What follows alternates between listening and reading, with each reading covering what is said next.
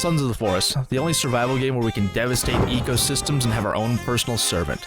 We play as an abusive stepdad, with our collective goals being to ingest a lethal amount of prescription painkillers, trying not to black out, and desperately trying not to beat our stepchild. Joining me on this island are my drunk stepdad friends Alex and John.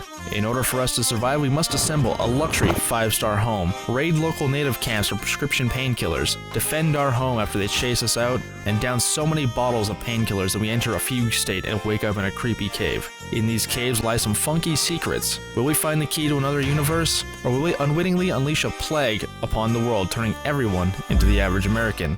Only one way to find out, but first, survival. Day 1. We begin our journey by being shot out of the sky and crashing into the ocean. After washing up on the beach after a serious crack overdose, I discovered that something is seriously wrong. This is Kelvin. Currently, he's a little deformed. Either I'm high on amphetamines, or this was because, in my infinite wisdom, I accidentally enabled big head mode in the settings. After Alex laid eyes on Kelvin, he immediately begun beating him to death. My shadow's big. You're killing him. What the Now this was an issue. Don't kill him. For a couple of reasons, actually. One, we could force Kelvin into indentured servitude, and, well, that's it. This will be his only use to us throughout the entire game. He can't defend himself, nor will he try to attack any enemies. In fact, he'll do the opposite and just bolt in a random direction. Or, alternatively, he'll just stand there and point at them. This was unfortunate for him, and it effectively sealed his fate. We forced him into slavery. Though, it's not completely one-sided. In return for his service, we don't beat him into a coma. Since Kelvin's completely deaf, we can command him with our trusty notepad. And our first task for him was to start destroying the natural beauty of the entire forest. He's chopping down trees. Little did we know, there are people in the forest watching us. And they were not fans of this. And with every felled tree, their bloodlust grew stronger. More on them later. We started surviving by ingesting a lethal amount of painkillers and beginning construction on the crack den. And by the end of day 1, we finished what was essentially a wooden tent. The IKEA instructions did not account for our room temperature IQ. We took so long setting up that nighttime was here. And in this game, nighttime looks like we stared straight into the sun and went legally blind. But fortunately, we have a light and a lighter shit. What the hell even is that? Day 2. We realized we had forgotten a crucial element to this game. This was a survival game. And typically, survival requires food and water. Unfortunately for us, we were busy crafting the perfect designer home and had no time for basic necessity. Alex, being a new player, ran away from home and was gone for 10 straight minutes. Guys, I just gave myself cancer. What? Well, I drank some water I found. Once he finally returned, he kept rambling about the banjo guy in the forest. There's a guy with a banjo up there, be careful. Did he belong in a mental institute? Probably, but I was still intrigued nonetheless. To absolutely no one's surprise, Alex was actually delusional. There was no banjo nor a guy. It was a fucking boat engine being wielded by a giant man. What a terrible mistake we just made. Moments ago, we brutally murdered 2 of his buddies right in front of him, and he witnessed the whole thing. He was now thirsting for revenge. What he didn't know was, we were still high as fuck on prescription painkillers, and were physically incapable of feeling pain. We charged at him, but he quickly turned me into a fine red mist with his 2-stroke engine. Yes! I'm dead. Once revived, I realized Alex had unknowingly led us straight into an environmentalist camp, which this boat engine guy was guarding. Once we took him out, we actually wiped out the entire camp and robbed them blind. But something was off here. Something was up with these environmentalists. Surveying the camp, my 2 collective brain cells in my lizard brain were piecing the puzzle together. Their tents were made of stitched skin. There were pots full of human meat, skull and bones used as decorations, storage pouches that have visible ears, noses, and eyelids. We even found a throne with a literal severed ass as the seat. These aren't normal activists. They're cannibalistic activists. Horrifyingly, everything they own was made out of human skin and body parts. Even worse, they were now very upset with us, and we wanted to avoid becoming some fucked up coffee table. So naturally, we began arming ourselves. Just kidding, we completely forgot about it and kept destroying the forest. After a long, laborious day, it was time for bed. However, we were awakened in the middle of the night by some environmentalist scum. How they found their way to our base at night, I have no clue, because as you can see, we might as well be blind. Poor Kelvin, who is now both blind and deaf, is doing his best Helen Keller roleplay and is completely useless. We successfully fought them off, and much like serial killers, we torched the bodies to hide the evidence of our crimes. Day 3. At the crack of dawn, Alex awoke feeling murderous. In an act of what I can only describe as ritual sacrifice, he started burning Kelvin alive. This left him permanently physically and mentally scarred. Some protesters, hearing his screams, began demanding we throw Alex in jail and try him for witchcraft. So, we did what any fascist government would do, and send them to the work camps. Unfortunately, some weren't so cooperative and, died in transit. But John had a brilliant idea. By this point, we were starving. We were so hungry that, in an effort to cover up our genocidal tendencies, John began roasting the severed arms and legs on the open fire for sustenance, thus destroying the evidence of our crimes. It was clear, after 3 days in the wilderness, our kill count was rising exponentially. With more bodies means more bones, and our pockets were already full. So, we set up a bone holder for our excess human remains. And we got a visit from Virginia. Virginia is a lady with 3 arms, 3 legs, and is, well, eye-catching. In the later game, we can kit her out and turn her into our own private security. Unfortunately, the game doesn't allow us to make her into a second Kelvin. Apparently, when you qualify as intelligent in life, it becomes immoral to keep them as a pet. Being something of a businessman myself, I wasn't happy she wasn't caving into our demands. So, in an attempt to enact capital punishment, I swiftly and justly plunged a spear into her stomach. This did not kill her, and with 3 legs, she evaded capture and disappeared into the forest. The rest of the day remained uneventful. We expanded the upstairs in the house. We marveled at Kelvin's genius. And what the fuck are you doing? I scared away Virginia with my collection of human skulls. Man, I really suck at talking to women. As night fell, we were raided. At this point, we were well acquainted with them, and not wanting to become a centerpiece on their dining table, we had to humanely put them down. With the attackers down, we scurried off to bed, listening to the soothing sounds of sizzling flesh. But this was only the beginning. The guys we were currently facing were but mere pawns in this game of chess. Today, they were only strengthening their numbers. We had no idea how easy we had it in the beginning. Day 4 and Day 5. Days 4 and 5 were largely uneventful. We got the pistol from the raft, we got the cooking pot for water. John shot an endangered species of turtle. Turtle? He's dead. And Alex was eaten by Jaws while trying to get the pistol. I'm dead. Fucking told you. I didn't have a choice. I one shot. He's just sunk to the bottom of the ocean. We set up solar power in the house and began construction on the roof. Day 6. We finally went on a meaningful expedition, leaving Kelvin behind to fill the log holder. After Kelvin quickly filled the log holder, he quickly realized all 3 of his dads went to get milk. Eventually, after a long journey and my subpar driving, we made it to our destination, which was just a corpse hanging from a cliff. But this corpse was special. It has a specific item that's very useful, a flashlight. So we shot down the corpse and ransacked the body. After some minor drunk driving, John's backseat driving Absolutely sucks at going over rocks. Crazy. It's almost like it's a golf cart. and driving up the side of a mountain, we made it to Destination 2. Here, we grabbed the hang glider for gliding long distances, unless you're like me, fly directly into a tree and crack your skull due to blunt force trauma. With my brain being thoroughly scrambled, instead of using the glider like an intelligent individual, I opted to drive off the cliff like a fucking idiot. Thankfully, in this game, you're mostly invincible when you're in a golf cart. Had this been a realistic scenario, this would have been called natural selection. Thanking God for our plot armor, we reached Destination 3, a cave. Caves are important for a couple of reasons. 1. They have tons of resources, which do eventually respawn. 2. They contain key items and locations necessary to complete the game. Unfortunately, these are high risk, high reward, meaning with more loot means stronger and scarier enemies. We waited for a moment. Was this really worth it? Was this really worth dying in a creepy cave for loot we might not need? Without considering any consequences, flashlight in hand, we dove deep into the darkness. Though we quickly realized we literally had to dive deep. We were missing the diving gear. Admitting our defeat, we opted to drive home. Luckily, we stumbled across an abandoned camp. Ignoring the corpses, we slept in their tents. I opted for the empty tent, while John and Alex opted to sleep with the dead guy. Those fucking sluts. Day 7. Unconventional civil war. John and Alex were throwing giant fucking stone slabs at each other. Alex, suffering extreme brain damage, demanded we call a ceasefire. Fortunately, there was no brain to damage, and he only fractured his skull.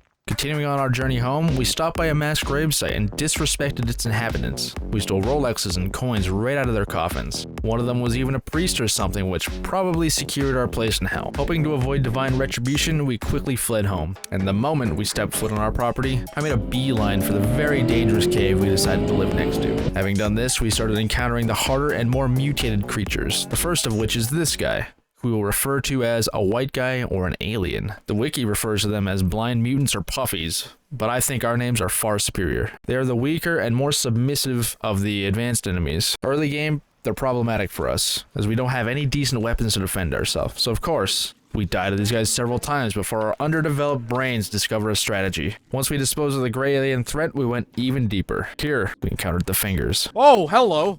These guys are assholes. They absorb damage like an alcoholic's liver and beat you like a drunk stepdad. They will make you feel suicidal. They do these large, wide sweeping attacks and charge you like a football player trying to win an NFL scholarship. Once we dispatched them, unfortunately, Alex had to log off for the day. We left the cave without completely exploring it. Once Alex returned, we finished the roof on the house, and with actual working electricity, a finished roof, and stick beds of our own, it was shaping up to be a home. But apparently we built our home in the sketchy part of town, because those fuckers are back again, and they are attempting to break into our home. Those bastards think they can come onto our property. It is our God-given right to defend our home. And just when we killed the last home invader, something horrifying emerged from the darkness. Something familiar. They brought backup. They brought the Fingers. It quickly killed Alex, but John, in his infinite wisdom, responded by shooting at the Fingers, missing completely, and blasting me instead. Day 8. We continued peacefully, constructing our upper floor, adding walls to our cozy home, until these brainless morons were stupid enough to lay siege to our home in broad daylight. This was a problem that will keep getting worse. When they started raiding, they only sent a couple of unarmored guys. Now they're beefing up their numbers, and are now wearing bone armor, which means we can no longer simply jam a spear into their brain. As long as their armor is intact, our spears just bounce off. But armor isn't invincible. Once it absorbs enough damage, it falls off. Or alternatively, we just target unarmored sections of their body, which makes for a more slow and painful death. This was very appealing, but also made me realize we were underpowered for the guys we were facing. So, I quickly assembled a bunch of Molotovs, some bone armor, and a shiny new club. Alex followed suit and made himself a club too, making us a very powerful duo. We were now ready for guerrilla warfare. Surely, they wouldn't pick a fight if they're weaker than us, right? Right? Before night fell, we resumed our expedition into the cave next to home. Fortunately, most of the population was still dead and we could stroll on in. We collected a taser from the construction worker that was hanging from the ceiling for some reason. The taser deals no meaningful damage, but is far from useless. Remember those alien and finger mutants from before? With the taser, we have the ability to stun them. If one of us has the taser equipped, the other two can go in without worrying about them attacking. Unfortunately, this strategy has drawbacks. This method is less effective when there are multiple enemies. The taser has only one shot, and we horribly underutilize this method. Further into the cave, we obtained the diving gear. This was a big deal. Most of the other caves in this game have underwater sections, including the first cave we went into, all of which is open to explore now. Sadly, we won't be going spelunking again for a while. Even worse yet, John's mental state was steeply declining in this cave. Somehow, he got lost in a cave that was entirely straight. I have no idea how this happened. He was lost for 5 straight minutes and completely lost his mind. I don't know about you, but I'm feeling 22. Everything will be alright, yeah. But I'm sitting here next to you. I don't know about you, but I'm feeling 22. After rescuing John from himself, we made our way to the exit. Upon returning home, we found a gray alien on the beach, who became a test subject for our shiny new taser. Also, where I discovered I had telekinesis and reloaded the taser with my mind. Having completely gone out of our way to commit aggravated assault, we went to bed. The nighttime attacks remain consistent, but at this point they're more of an annoyance, and we can easily disperse the protests. Day 9. We woke up bright and early, then Alex, lacking any amount of gray matter, dropped a tree on the house and caved in the roof. We repaired the damage and went exploring. Our destination was the entertainment bunker. There are 7 bunkers scattered throughout the entire map, 5 of which are essential to beat the game. Each one is stocked with loot, essential items, weapons, tools, and some outfits. I'll explain each as they become relevant. On our way to the entertainment bunker, we accidentally stumbled across another bunker. This one was the food and dining bunker. And as the name suggests, it was packed with food items. So of course, we tried to eat ourselves into a coma. But we could only access the first room in this bunker since we aren't technically meant to be here yet. It was still useful though, and we could eat like normal people again. We no longer had to resort to cannibalism to survive. This was big. Marveling at our good fortune, we resumed course for the intended destination. Unfortunately, the entertainment bunker had the same issue, a keycard door. And without the keycard, the bunker was essentially one small room. And of course, the keycard isn't here. But it wasn't useless. We now had access to a 3D printer. This printer had limited usage, but we were able to make ourselves a flask to hold more water. Even better, this place had a bed on the floor, and we were completely safe from any late-night environmentalist protests. Day 10. We woke at the crack of dawn, refreshed and ready for adventure. We left the bunker and immediately darted to the nearest cave system. Upon entering, we were greeted by its alien inhabitants, who after knocking us down a few times, we cleared out quickly. The first item of interest we find here is a crucifix, and you might be thinking, it's way too late to seek help from God considering you committed literal war crimes and devastated an ecosystem for a house that looks like it was built by a lobotomized Bob the Builder. And the answer is yes, we have an express non-stop flight straight downstairs waiting for us. But, not yet, we have war to wage. Deeper into the cave we encounter a new creature. This abomination is called Sluggy, or the Blob. Personally, I think it looks closer to Clayface if we fell down the stairs from the 36th floor, or the average American in your local Walmart. Anyway, I digress. The wiki description of this thing can only be described as disturbing and grotesque. Their main purpose is just to block your path and get fucking blown up. No, not cool like a Minecraft creeper. They exist to be blown into flesh chunks. Despite its depressing purpose in life, we sent that ugly bastard straight back to the Shadow Realm. Moving forward, we encountered a big room. We found not one, but 2 fingers and several gray aliens inside. We did manage to kill the gray guys and the fingers. One detail I left out about the fingers earlier is that upon killing them, they seemed to come absolutely everywhere. I had no idea they were into BDSM.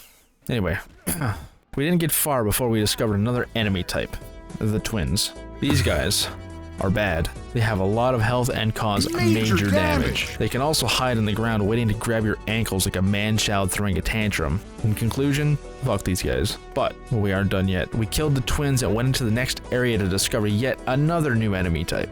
Literal infants. Chance was punting children earlier. These guys pose a very minor threat and aren't very lethal. They die in one hit and are easy to drop kick into the sun. We certainly are model parents. Nearing the end of the cave, we pick up the zipline gun. This is pretty self-explanatory, but just in case you were dropped as a child, the zipline gun shoots a rope that attaches to 2 fixed points and thus allows you to zipline at record speeds. We never actually use the gun portion, only the zipline thing, what's that even called? Ah, the zipline trolley. Anyway, once we left the cave, we begun hiking back to the golf cart. This is where we accidentally stumbled across a stun baton, used as both a taser and an instrument to beat people into a coma. So, of course, we did the only rational thing we could. We had a taser fight. Go after each other. It's a fucking sex stick. Entering the final cave of the day, we were greeted by yet another new enemy, Legsy. These guys are so fucking strong, agile, and just deadly overall. He wants my ass! It can do jump attacks, absorb several clips of bullets, and this goddamn drumstick is one of the worst things to encounter. The wiki says it can remain on ceilings, which is utterly horrifying. If I look up and see this spider-like monstrosity on the roof, I'm calling in a fucking cluster strike and killing all of us in here. Those stun batons we got earlier made quick work of it, but we aren't out of the woods. Not even 5 minutes later, we encounter another new enemy type, Holies. What the fuck is that? These guys are insanely strong, but aren't as deadly as Legsy. They can be absolutely horrifying when they charge directly at you, and somehow, despite their massive size, they can appear out of nowhere and scare the shit out of you. Takes the fingers down, but he... Ah! Fortunately for us, we had to fight a Holy, a Legsy, and Fingers all at the same time. This would be a brutal battle, but one we eventually would win. In the final stretch of the cave, we found a literal fucking spacecraft. Inside this ship, we obtained fancy gold armor, which doesn't have durability, but it provides 30% damage reduction against these monstrosities, and 70% against demons. We encounter these demons on the way out, which are one of the last enemy types we'll find. These guys are lanky, pale, but aren't that scary. The cross we grabbed earlier is their Achilles heel, and upon calling on the Lord for help, they will immediately smite the devils and make them burst into holy hellfire, thus casting them back to the pits of hell. The power of Jesus! Jesus! Day 11. Having left the cave, we set off for home. John and Alex found one-wheelers, and the moment they stepped onto these, they forgot basic human function. What the fuck? Oh, is there? There's guys near us. Oh, see you later. Eventually, though, we did return home, and we remodeled the house a little bit. John asked me to save the game, which was a little odd, but my worries quickly dissipated when he blew up the fucking house with me inside it. Was the entire house. After reloading the save, he did the same thing again. Surrendering to insanity, we became a Temu demolition crew, completely razing our home to the ground. Shit, Chance, thanks for the warning. Well, if we're Bro, I gonna got you guys. if we're gonna Chance, raise let me this thing finish to the it off. ground, we Let me might. I finish don't it have off. any. I don't have any bombs left. It's up to you. Yeah, my FPS need is to get back tanking. there. It's too many logs. Yeah, chop it down, Alex. Let's chop the wall down. Yeah. Oh, chop it down. Chance and I both whack each other. Oh fuck! All on my head. With my blazing 20 FPS, I made the executive decision to abuse the power of the time stone and correct the timeline. Unfortunately, the brain rot persisted. We came up with the horrible idea of moving our beds into the rafters. It didn't work. Apparently, you aren't supposed to live in the rafters like a rodent. Day 12. We set off on another expedition. We drove a golf cart up the mountain in the middle of the map. We lost the golf cart and opted to hang glide to the next cave. We arrived at the cave and collected a handy can opener, which means all the cans we'd been collecting up till now can finally be opened.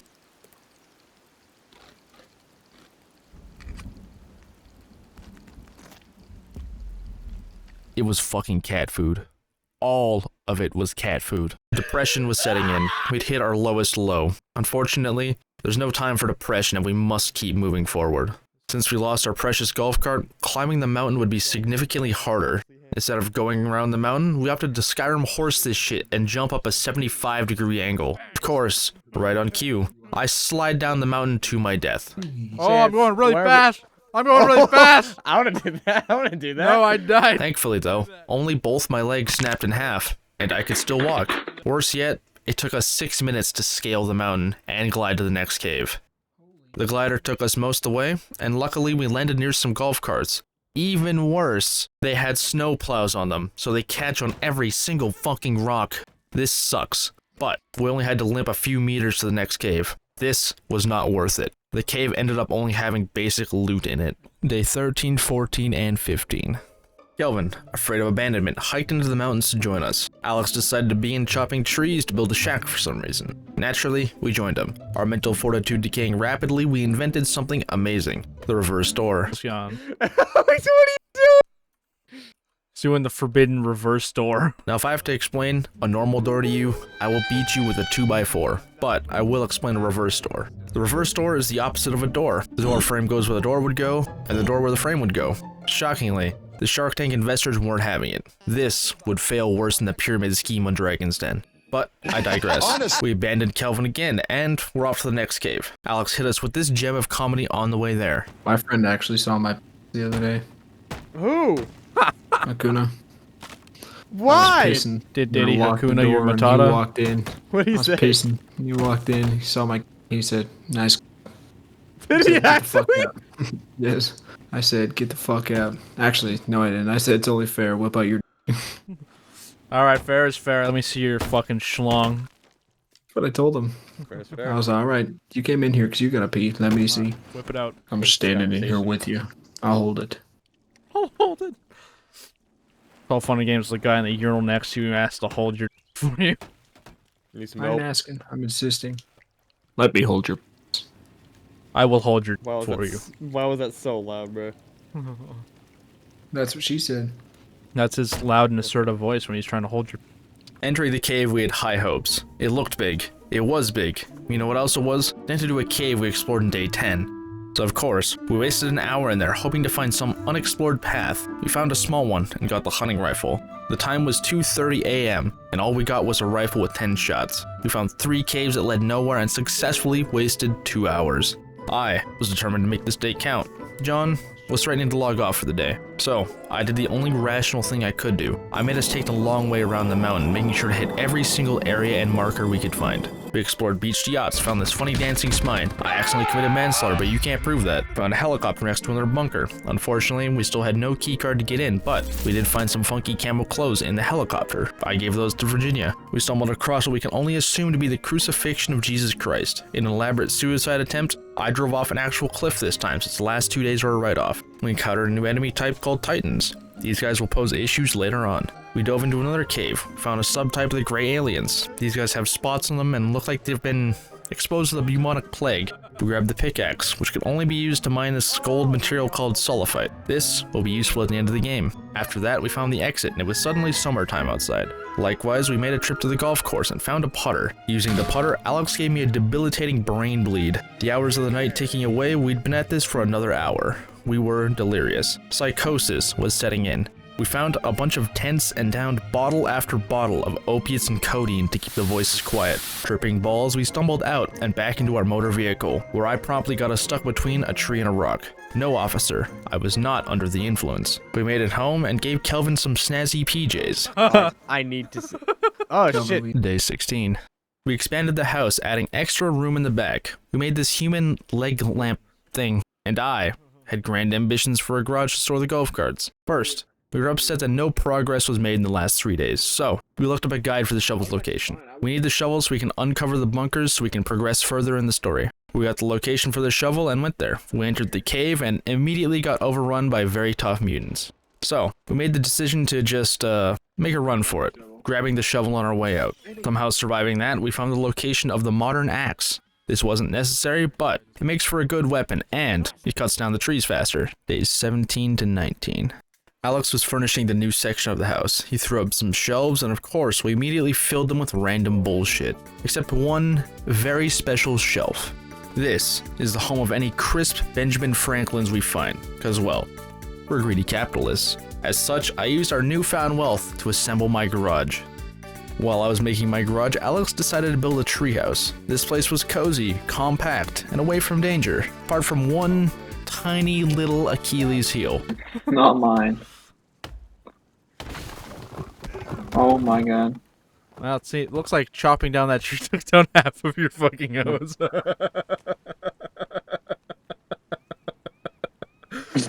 By the end of day 19, Alex had committed unspeakable acts. He made something that would scare the devil himself. He made a mannequin. A mannequin that he then wrapped in human flesh he skinned off the environmentalists. This was truly a disturbing sight. He was truly a disturbed man. Night 19 was a little crazy. We were attacked by one single baby. However, we tried to sleep just to reawaken. They were outside, and they downed Kelvin. They downed me, and Alex killed Kelvin. Kelvin was now dead. We called a group meeting. Would we let this stand? The answer was clear. No, we would not. We still desperately need Kelvin to do our bidding. We reloaded the safe, and immediately, Kelvin showed us exactly why we should have let him die. He was stuck in the fucking railing. Once we freed him, a swarm of angry babies rushed us. We fought back. Oh, fuck, Kelvin said again.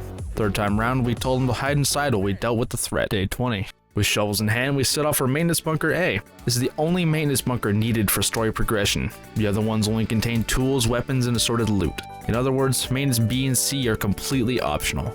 We start digging like we're robbing a gravesite, and we get in. This bunker had the location of the food bunker, the keycard to get in, and the fire axe. We moseyed on down into the food bunker, and all the food we ate had respawned. Very nice. We unlocked the locked door and started going through the new area. We found a crossbow, the location of the residential bunker, and the keycard for it. At the end of this bunker was a boss fight. There's supposed to be a cutscene that preludes it, but unfortunately the devs didn't consider multiple players being in cutscenes, so only Alex saw it as intended. We located Mr. and Mrs. Puffton, who we were supposed to be searching for this entire time, but they became infected with hepatitis A through C and lunged at us. For what was meant to be a tough boss fight, we took them down rather quickly. On our way home, we took the time to desecrate an actual gravesite, and we were rewarded with a shotgun. Immediately after, we drove through an abandoned camp, one we looted long ago. Thinking nothing of it, we drove through it. What a horrible mistake. The campsite spontaneously blew up, killing 2 of us. Somehow Alex survived this and rescued us. Day 21. Alex forced us to build another treehouse. This one served one purpose. We essentially wasted logs to piss off the tree people. After pointlessly angering them, we set off to explore the bunkers. Our first destination was the entertainment bunker. We were here earlier but had no key card. Unlocking the door, the first room was a gym full of aliens. We killed the aliens a couple fingers and we moved on to the next room. Here we tried to get one of the fingers to drown themselves. Unfortunately, they're too tall to drown. With our psychotic itch not scratched, we lured the twins into the pool who did, slowly drowned. This was deeply satisfying. Further in, we found a cool guitar and we could even play some funky beats. The next room had an electric chainsaw which John used to sadistically chop Alex down to size. We found a hallway where a cutscene played, and we watched in horror as this random guy, who we lovingly called Tumorthy, because of his weird little arm thing, tried to seduce Alex. After washing our eyes out with bleach, we stopped at Maintenance B. We didn't have to come here, but the last two maintenance bunkers have extra tools. This one gave us the location for Maintenance C and a compound bow. Very nice. Day 22. Our next stop was the residential bunker. Instead of driving like a normie, I opted to drive up a 90-degree slope on the side of a mountain and hang glide off of it. These carts have insane winter tires. Arriving at the bunker, we found Tumorthy. He was fighting off an American. Unfortunately, Tumorthy was a fucking moron and was high on crack. He threw a grenade in an enclosed room with us inside. Timmy, you fucking moron. You throw a grenade close quarters, you fucking Disney reject. After he blew our backs out, some guy's dementia-ridden grandpa shows up, just gets shot and fucking die. Before there's time to mourn, the blob catches up to us and proceeds to commit heinous acts against my ass. Waking up feeling violated, we were free to explore. We collected a katana, the location of the luxury bunker, and a spacesuit. This was well worth it. We flew to the luxury bunker but realized it was the end of the game. Instead of finishing right away, we opted to head to Maintenance C instead. We arrived there, unburied the hatch. John and Alex were both so eager to open it, they phased into each other and opened it at the same time. This bunker gave us an epic revolver. Nice. Leaving the bunker, we immediately got jumped by a swarm of enemies. Even a returning favorite made a reappearance, Banjo Guy. Unfortunately, Alex shot his boat motor, and Banjo Guy made like a creeper and fucking exploded. This immediately killed both John and Alex. After reviving them, we made haste to the final bunker. With a revolver in hand and two brain-dead teammates at my side, we entered the final bunker. The beginning of the end. We moved through the bunker, making it to the final door, but we were missing something. Thankfully, there was a clue next to the door, a blueprint. This blueprint was for an armor upgrader. We need to upgrade the gold armor. Doing this doesn't give it any extra buffs. It's literally only to open this door. We chose to assemble the upgrader on the dock beside the bunker. Once this bad boy was set up and turned on, it was a beacon to all things unholy. We would essentially begin a war with the mutants, the world's shortest war. We had no intention of losing, nonetheless. The dock was perfect for this. The mutants had one way in, and we could easily escape into the water if need be. Turning it on, there was a bolt of lightning. The war had commenced.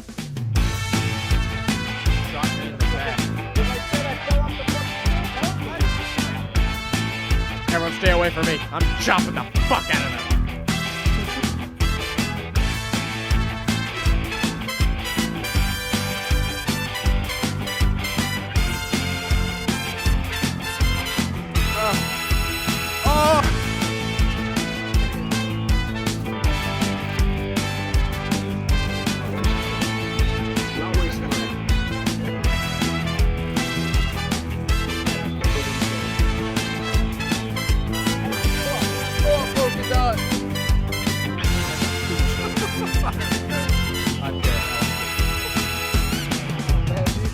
With our armor upgraded and our might tested, we were ready.